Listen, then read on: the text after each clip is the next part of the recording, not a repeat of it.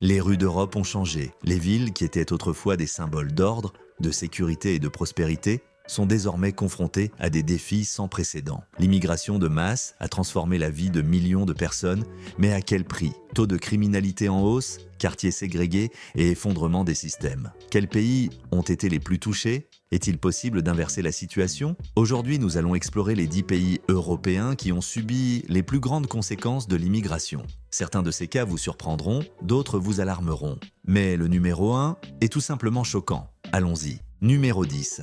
Le Danemark. Le Danemark est admiré depuis des décennies pour son niveau de vie élevé, son filet de sécurité sociale et son esprit collectif apparemment inébranlable. Le pays se targuait d'avoir trouvé l'équilibre parfait entre croissance économique, égalité et liberté. Cependant, avec l'arrivée massive d'immigrants, ce climat a été ébranlé par une série d'effets qui inquiètent une partie de la population. Avant cette vague migratoire, la plupart de ses habitants accordaient une grande confiance aux institutions publiques, qui offraient une éducation de qualité et un système de santé solide. Les quartiers de Copenhague reflètent dans cette sérénité, avec des espaces urbains conviviaux et peu de conflits. Cependant, au fil du temps, le vieillissement de la population a commencé à nécessiter davantage de main-d'œuvre, tandis que les taux de natalité sont restés faibles. Ainsi, l'arrivée d'étrangers pour occuper des emplois dans des régions où la population locale ne parvenait pas à subvenir à ses besoins commença à être tolérée, et même subtilement encouragée. Mais ce que les gens ne savaient pas, c'est que l'immigration ruinerait leur pays. Le besoin de personnel dans le secteur des services, de l'agriculture ou de l'industrie a incité plusieurs gouvernements à assouplir certaines exigences en matière de visa. Lorsque la crise des réfugiés a éclaté au milieu de la dernière décennie, le Danemark s'est retrouvé face au dilemme d'accueillir des milliers de demandeurs d'asile en quête d'un avenir en Europe. Une partie de la société a réagi avec empathie, mais la capacité d'absorption réelle du pays n'a pas toujours correspondu à cette bonne volonté. Il s'enterre déjà quelque chose.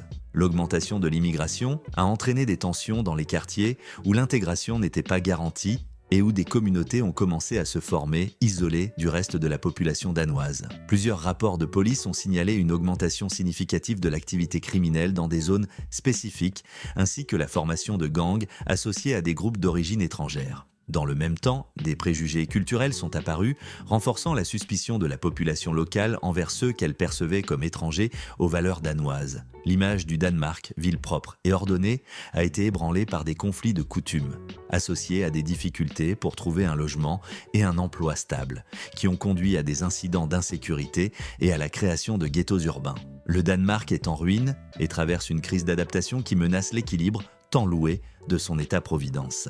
Numéro 9, Pays-Bas. Les Pays-Bas, avec leurs canaux pittoresques, leurs champs de tulipes et l'apparence d'une société libérale et moderne, sont depuis des siècles un emblème de tolérance et d'ouverture. La réputation d'Amsterdam en tant que ville bohème et multiculturelle reflète la tradition néerlandaise d'accueillir des idées, des entreprises et des personnes qui pourraient être plus difficiles à trouver dans d'autres pays. Cependant, l'arrivée croissante d'immigrants au cours de la dernière décennie a ébranlé cette image de sérénité, provoquant une série de conséquences qui obligent la société à repenser sa capacité d'intégration. Pendant des années, les Néerlandais se sont vantés de leur modèle de coexistence dans lequel la diversité religieuse et sexuelle, la laïcité et la liberté individuelle coexistaient avec un fort sens de l'ordre. De nombreux étrangers sont arrivés fascinés par l'économie dynamique, la présence de grandes multinationales et la réputation d'un État socialement responsable. En outre, le besoin de main-d'œuvre dans divers secteurs a encouragé l'ouverture de politiques facilitant l'établissement des immigrants, surtout s'ils possédaient des qualifications dont le pays manquait. De cette façon, l'intégration a progressé à un rythme qui, bien que non exempt de friction, semblait contrôlé. Plus récemment, cependant, la situation est devenue complexe.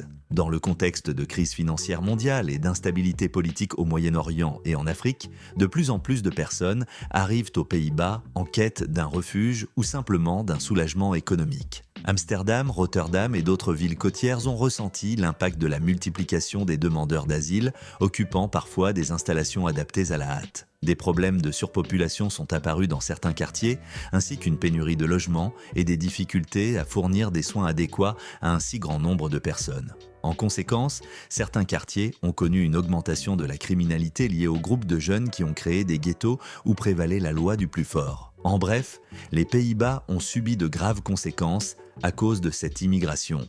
et certains ne sont plus prêts à les supporter. Les statistiques gouvernementales indiquent que le taux de criminalité dans les zones où le taux d'immigrants irréguliers est élevé ou où les racines culturelles sont faibles a augmenté de manière significative. En réaction, une partie de l'électorat a commencé à considérer l'immigration comme une menace directe à la stabilité, ce qui a favorisé la montée en puissance de partis populistes défendant un discours de protection de l'identité nationale. Ces partis mettent en garde contre la perte des valeurs néerlandaises, contre la prétendue désintégration de la cohésion civique qui définissait le pays. Numéro 8. La Grèce. La Grèce, berceau de la démocratie et épicentre d'une civilisation qui a jeté les bases de la pensée occidentale, dégage un magnétisme indéniable pour les amoureux d'histoire et de culture méditerranéenne. Ses îles, ses ruines et ses habitants s'entremêlent dans un patrimoine millénaire qui enchante des millions de touristes chaque année. Mais au cours de la dernière décennie, la Grèce a dû faire face à un afflux massif de réfugiés et de migrants, en particulier en provenance de Syrie, d'Irak, d'Afghanistan et d'autres pays en proie à des conflits ou à la pauvreté. Ce phénomène a radicalement transformé la réalité d'un pays qui traversait déjà une période critique en raison de son effondrement financier. La crise économique grecque, débutée en 2010, a détérioré les conditions de vie de sa population, augmentant le chômage et la précarité. Dans le même temps, la situation géographique de la Grèce, porte d'entrée vers le continent pour ceux qui fuient à la guerre au Moyen-Orient, a fait de ces îles le premier point de contact pour des milliers de personnes traversant la mer Égée depuis la Turquie. Lesbos, Samos, Chios et d'autres îles, autrefois paradis touristiques, ont été submergées par l'avalanche de réfugiés, entraînant une surpopulation dans certaines zones, une augmentation de la criminalité et de l'insécurité pour de nombreux Grecs. La population locale, déjà frappée par le déclin économique, s'est souvent sentie dépassée et trompée. Les craintes d'un impact sur le tourisme, pilier de l'économie grecque, ont déclenché des manifestations de groupes accusant les migrants de faire fuir les visiteurs étrangers. La criminalité a également augmenté dans les zones proches des camps, alimentant le sentiment que la présence massive d'étrangers menaçait l'ordre public. En Grèce continentale, la capitale, Athènes, a reçu une partie de cet afflux, et des quartiers entiers sont devenus des centres de migration. La police, qui manque de ressources, a dû faire face à des incidents de vol, de trafic de drogue et de violences occasionnelles, tandis que le gouvernement reconnaissait avoir les mains liées sans aide internationale ni reformulation des politiques d'asile européennes. La montée des voies politiques extrémistes ne s'est pas fait attendre, avec des groupes prônant la fermeture des frontières et défendant l'identité grecque, arguant que le pays, avec sa propre crise, ne pouvait pas assumer les problèmes des autres. Numéro 7, Espagne. Partons vers un pays familier. L'Espagne est connue dans le monde entier pour sa richesse culturelle, son climat enviable et la chaleur de ses villes. Pendant des décennies, son histoire de mélange de peuples, romains, arabes, juifs, a forgé une identité unique que beaucoup associent au métissage et à la coexistence harmonieuse. D'autre part, l'essor touristique et la croissance économique de la fin du XXe siècle ont transformé cette nation en une destination pour les immigrants qui y ont vu la possibilité de se forger un avenir meilleur. Cependant, l'afflux massif de personnes, notamment d'immigrants illégaux, combiné aux crises économiques qui ont frappé le pays, a eu un impact important ces dernières années, tant sur le plan social qu'institutionnel. Avant que l'immigration ne devienne un phénomène aussi marqué, l'Espagne connaissait une paix intérieure qui, bien que non exempte de tensions régionales, notamment en Catalogne et au Pays Basque, se traduisait par une coexistence pacifique sur la majeure partie du territoire. Madrid et Barcelone ont reçu des vagues de touristes et d'expatriés, revitalisant le marché du travail et l'offre culturelle. Dans le même temps, les régions côtières comme la Costa del Sol et les îles Canaries se sont remplies de retraités britanniques et allemands qui y ont établi leur résidence secondaire. En général, le discours autour de l'immigration évoluait sans susciter d'inquiétude majeure. Cependant, depuis la crise financière de 2008, la situation a changé. La récession a gravement affecté l'économie espagnole, augmentant considérablement le chômage. Dans le même temps, les routes en provenance d'Afrique et d'Amérique latine maintenaient un flux de migrants espérant entrer dans l'Union européenne via l'Espagne. Des points comme Ceuta et Melilla, enclaves espagnoles en Afrique du Nord, sont devenus le théâtre de tentatives de franchissement intenses, souvent accompagnées d'assauts massifs sur la barrière frontalière. Le détroit de Gibraltar a également vu un nombre croissant de pateras, des embarcations précaires qui risquaient leur sort en mer. Plus récemment, les îles Canaries ont connu une augmentation de 134% des arrivées irrégulières, provoquant une surpopulation dans les centres d'accueil et des tensions avec les résidents locaux préoccupés par la pression sur les ressources.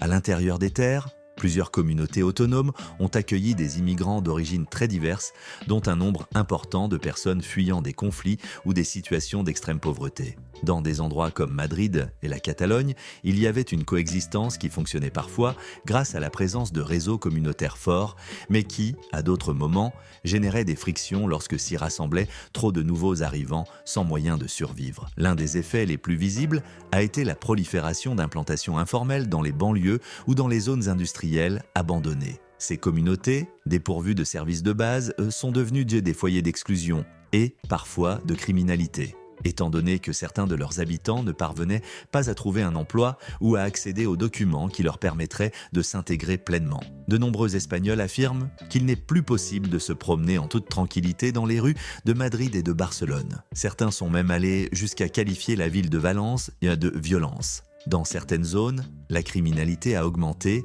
alimentant les gros titres sur les quartiers aux mains de gangs latinos ou les petits ghettos africains dans lesquels la police hésitait à entrer. Numéro 6.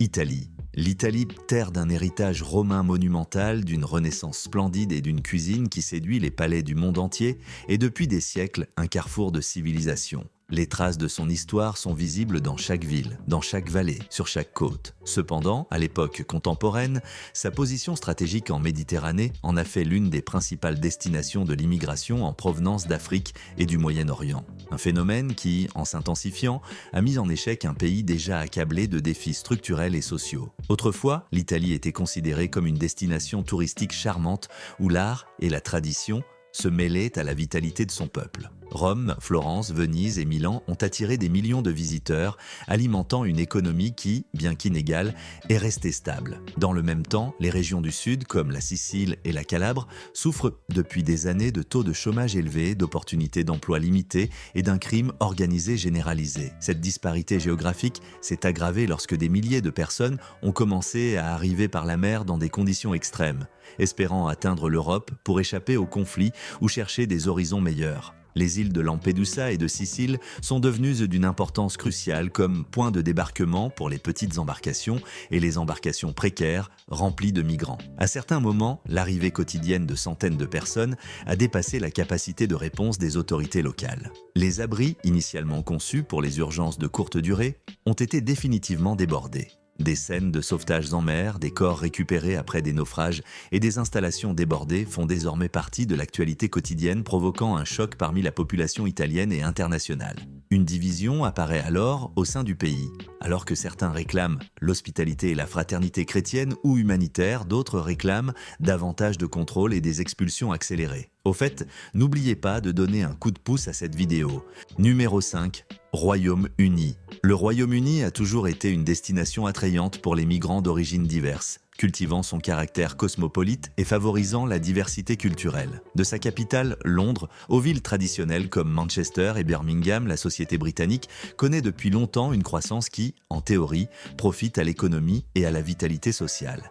Mais il est récemment apparu clairement que cette immigration dépasse souvent la capacité d'adaptation des institutions et des communautés. Avant la vague migratoire, la plus visible, le Royaume-Uni jouissait d'un sentiment de cohésion culturelle dans lequel l'État-providence et les ressources importantes du Service national de santé, NHS, semblaient suffisants pour fournir des services à la population autochtone et aux migrants arrivant progressivement. Malgré tout, la position géographique et la force économique de la nation anglaise sont devenues un aimant pour de nombreuses personnes qui cherchaient un endroit où s'installer, travailler et prospérer. Peu à peu, le nombre d'étrangers a augmenté et cela est devenu particulièrement important lorsque l'Union européenne a élargi ses frontières et que la libre circulation des personnes a permis à des milliers de citoyens de l'UE de s'installer sur le sol britannique. Parallèlement, l'arrivée de migrants en provenance de pays extérieurs à l'UE ne s'est pas arrêtée, poussée par la réputation de stabilité et d'opportunités d'emploi. Au fil des années, le nombre de migrants, légaux et irréguliers, a grimpé en flèche au point de mettre les services publics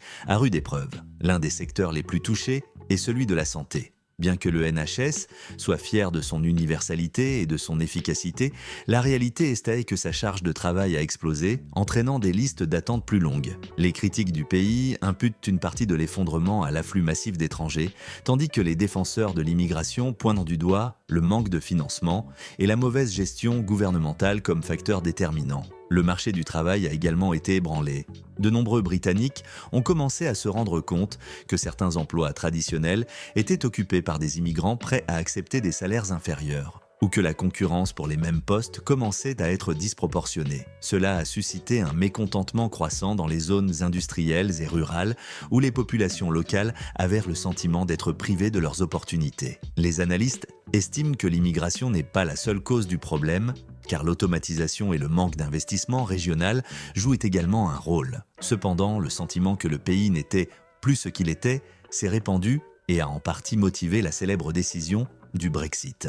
La sortie de l'Union européenne est apparue comme une réponse politique à ce sentiment de manque de contrôle sur les frontières et les politiques migratoires. De nombreux électeurs ont justifié leur choix en pensant qu'en quittant l'UE, le Royaume-Uni reprendrait le contrôle de la situation et freinerait l'entrée de nouveaux migrants. Cependant, la situation est devenue plus complexe. Bien que le Brexit ait permis des règles d'immigration plus strictes, le flux de personnes sans papier a continué de croître dans des domaines spécifiques comme les traversées illégales de la Manche. De temps en temps, les médias montrent des images de petits bateaux remplis de gens essayant d'atteindre les côtes de Douvres. Les patrouilles frontalières et la Royal National Lifeboat Institution ont intensifié leurs efforts de sauvetage, mais la question de la gestion du contingent de migrants reste sans réponse.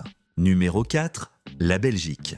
La Belgique est un État de taille moyenne, mais avec un poids symbolique énorme, puisqu'il abrite des institutions clés de l'Union européenne et de l'OTAN dans sa capitale, Bruxelles. Cette petite nation est célèbre pour son chocolat, sa bière, ses cités médiévales et la diversité linguistique qui divise les Flamands, les Wallons et les germanophones.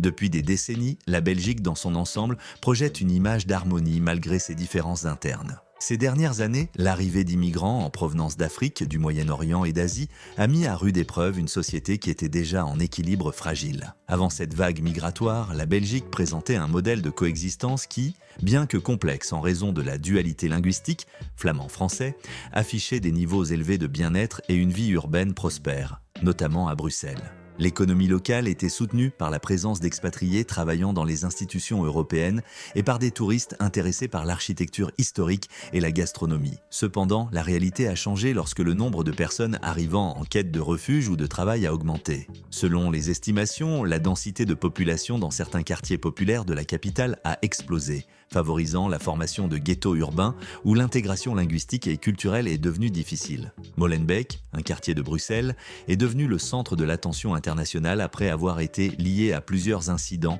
de radicalisation islamique.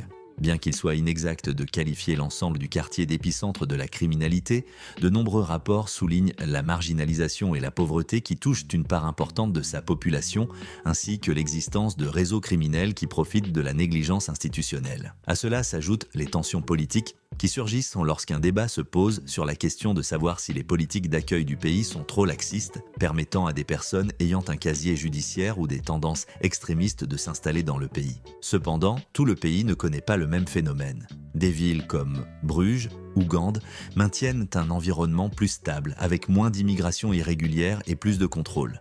Mais dès que l'on évoque la capitale, l'image de la Belgique change immédiatement. La communauté locale se plaint souvent de la saturation des services sociaux et du manque d'une stratégie cohérente d'intégration. Les écoles de certaines régions proposent des classes avec un pourcentage très élevé d'élèves qui ne maîtrisent ni le français ni le flamand, ce qui génère un déséquilibre dans les performances scolaires et des problèmes de discipline. Les tensions s'accentuent dans les débats télévisés, où certains défendent l'importance de la main-d'œuvre étrangère pour des emplois que la population autochtone ne veut plus faire, tandis que d'autres soutiennent que ce prétexte ne justifie pas l'insécurité croissante. Selon les statistiques locales, les taux de criminalité dans les zones à forte concentration d'immigrants ont augmenté. Et les relations entre la police et les jeunes d'origine étrangère sont devenues tendues. On observe des incidents sporadiques d'émeutes de rue et une propagation de discours de haine. Les groupes xénophobes et certains groupes de migrants en situation précaire se victimisent et s'affrontent, laissant derrière eux un sillage de confrontation qui alarme les citoyens. En réponse, certains partis politiques capitalisent sur ce mécontentement et prônent des lois plus strictes sur l'immigration et une surveillance plus stricte des quartiers en difficulté. Pendant ce temps, les organisations de défense des droits de l'homme dénoncent une montée de l'islamophobie et du racisme déguisé, avertissant que la Belgique pourrait perdre l'esprit d'intégration qui caractérise sa capitale comme le cœur de l'Europe. Numéro 3, l'Allemagne. l'Allemagne apparaît comme le moteur économique de l'Europe, bâti sur les fondements de la discipline industrielle et du pragmatisme qui la caractérise depuis l'après-guerre. Réputée pour son efficacité, la force de son industrie automobile et un État à providence envié par de nombreuses autres nations, ce pays a été à la fois une référence et une pièce centrale du projet d'intégration européenne.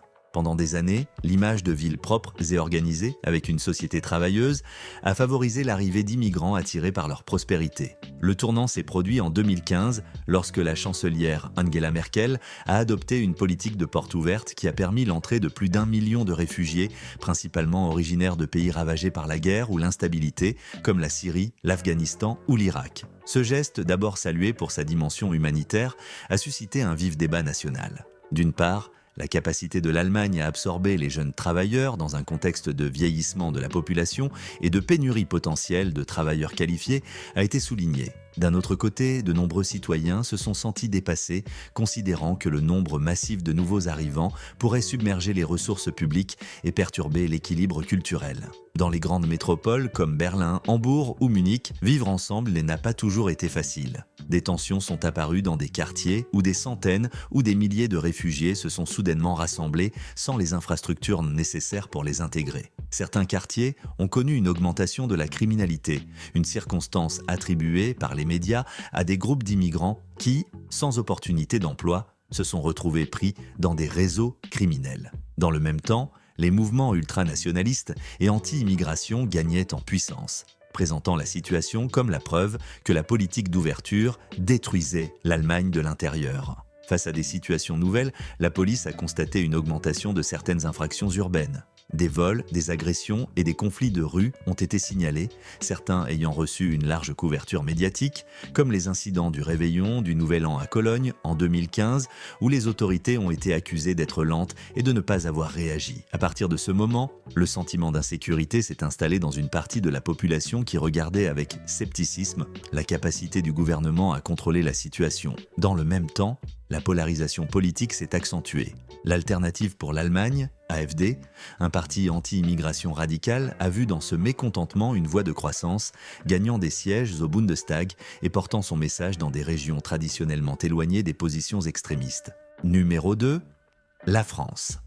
La France est admirée dans le monde entier pour son héritage culturel, littéraire et artistique et pour ses contributions décisives à la construction de la démocratie et des droits universels. Sa capitale, Paris, se présente comme un phare de la mode, de la gastronomie et de l'innovation. Cependant, cette république, qui se vante de son modèle intégrateur basé sur la laïcité et l'égalité, est confrontée à une série de tensions liées à l'immigration qui couvent depuis un certain temps et qui ont déclenché ces dernières années des épisodes d'instabilité et d'insécurité. Durant la période dite des 30 Glorieuses de l'après-guerre, la France connaît un boom économique qui favorise l'arrivée d'immigrants, dont beaucoup viennent de ses anciennes colonies d'Afrique ou d'Asie. Au fil du temps, la structure de la nation s'est transformée par la présence de nouvelles générations de Français d'origines diverses. Au début, la société se vantait de sa capacité à absorber de tels flux migratoires, mais la réalité était plus floue.